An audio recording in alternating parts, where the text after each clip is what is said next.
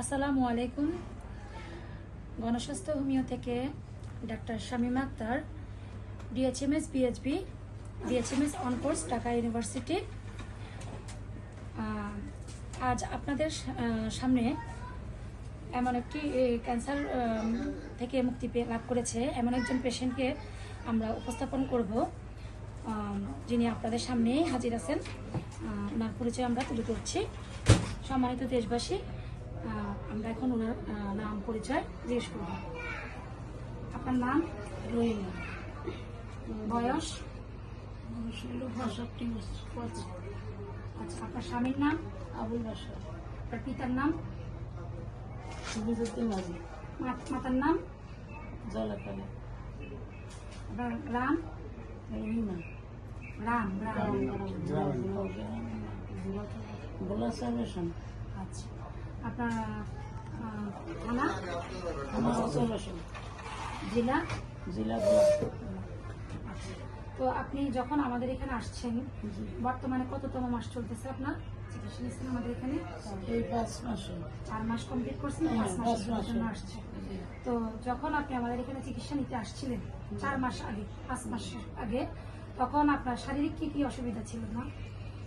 আমি কোনো খাদ্য খাইতে পারতাম না আগে।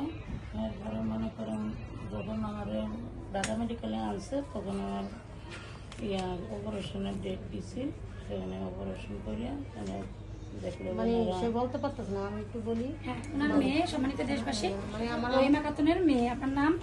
নাম সুরমা। সুরমা। আচ্ছা, ঠিক আছে, বলেন আপনি। মানে আমার আম্মা 4 মাস আগে খুব গুরুতর অসুস্থ হয়ে গেছে, তার বাথরুম বন্ধ হয়ে গেছিল। তখন মানে এমন অবস্থা, সে মানে রাত্রে একালা অবস্থা অনেক খারাপ হয়ে যায়। আমরা ঢাকা মেডিকেল নিয়ে আসি, তারা পরীক্ষার টেস্ট দিল। তারপর আমরা টেস্ট করার পরে শোনা গেল তার পেটের ভিতরে বড় টিউমার আছে। তো টিউমার কথা শুনে আমরা টিউমার অপারেশন করার ডেট দিল ডাক্তার। তারপর অপারেশন ঢাকা মেডিকেল করাইছি। তখন ওই টিউমারে আমরা পিজিতে নিয়ে পরীক্ষা দিয়েছিল। পরীক্ষা দেওয়ার 1 সপ্তাহ পরে রিপোর্ট আসার পরে জানা গেছে তার খাদ্যনালী ক্যান্সার হয়েছে। তো আমরা ভেঙে পড়ছি যে কি করা যায়, এখন এত বড় রোগটা আমরা কি করতে পারি। তখন ডাক্তার বললো থেরাপি দিতে হবে। তো আমাদের অবস্থাটাই খারাপ, এত টাকা দিয়ে থেরাপি দেওয়া সম্ভব ছিল না। তখনই আমার ভাইয়া কার মুখের থেকে শুনছে ডাক্তার সরার নামে, ওনার কথা শোনার পরে আমরা প্রথমে আসতে চাইনি, মনে একটু ইয়া ছিল, সংকট ছিল যে আসলে কি এত বড় রোগ ভালো হয় কি না। তো একজনে বলে বিশ্বাসের উপরে যাও, হইতেও পারে। তো আমরা বিশ্বাস করেই আসছিলাম। এখন আসার পরে আমরা 4 মাস ওষুধ খাওয়ার পর আমরা ফলাফল অনেকটাই ভালো পাইছি, যে আমাদের রুগীর শারীরিক সমস্যাগুলো অনেকটাই কমে গেছে। আগে খাইতে পারে নাই, তার একটা সমস্যা ছিল, বড় বড় সমস্যা ছিল, মানে একটার পর একটা অসুস্থ ছিলই। সে পায়ে ব্যথা ছিল, মাথা ব্যথা ছিল, বুকে ব্যথা ছিল, এগুলো সব চলে গেছে ওষুধ খাওয়ার পরে। তো এখন 4 মাস পূরণ হয়েছে। ডাক্তার আমাদেরকে টেস্ট দিয়েছে, টেস্টগুলো করানোর পরে রিপোর্ট আলহামদুলিল্লাহ ডাক্তার বলছে ভালো আসছে। আর আমরাও দেখি রুগীর অবস্থা দেখে দেখছি যে ভালো। এখন ডাক্তার বলতেছে যে এখন ভালো অবস্থা, আপনারা কিছুদিন আরেকটু ওষুধ খাওয়ান, মানে পুরাপুরি জানি এটা ইয়ে হয়। এখন আমার আম্মা অনেকটা সুস্থ আছে আগের থেকে। আচ্ছা, সম্মানিত দেশবাসী, আপনাদেরকে আমরা রহিমা খাতুনের হাজবেন্ড যিনি, ওনার সাথে একটু পরিচয় করে দিচ্ছি। আপনার নাম? মোহাম্মদ আবুল বাসা। পেশেন্ট আপনার কি হয়? আমার ওয়াইফ ওনার নাম? রহিমা। আচ্ছা, আপনার বাবার নাম? আমার বাবার নাম আব্দুল জলিল। আপনার মায়ের নাম? হাজারা খাতুন। হাজরা খাতুন।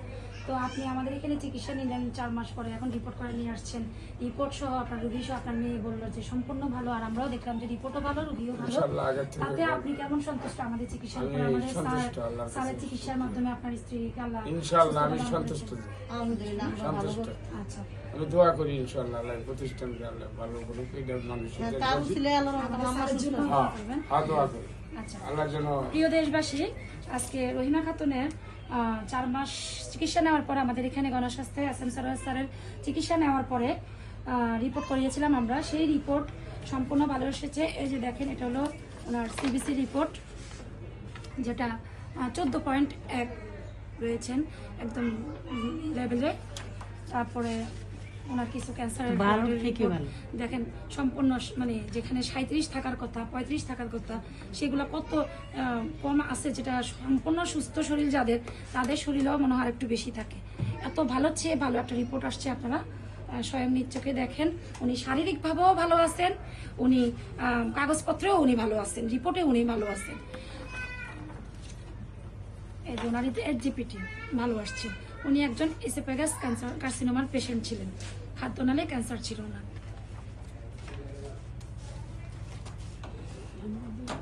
সম্মানিত দেশবাসী, যেখানে পুরো বিশ্ব বলে যে ক্যান্সার হলে নো আনসার, তো সেখানে আমাদের বিশ্বনন্দিত জনপ্রিয় ক্যান্সার চিকিৎসক গবেষক অধ্যক্ষ ডক্টর এস.এম.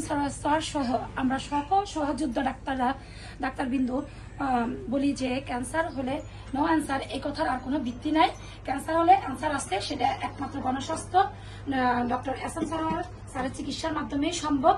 সেটার প্রমাণ আপনারা নিজ স্বচক্ষেই দেখলেন।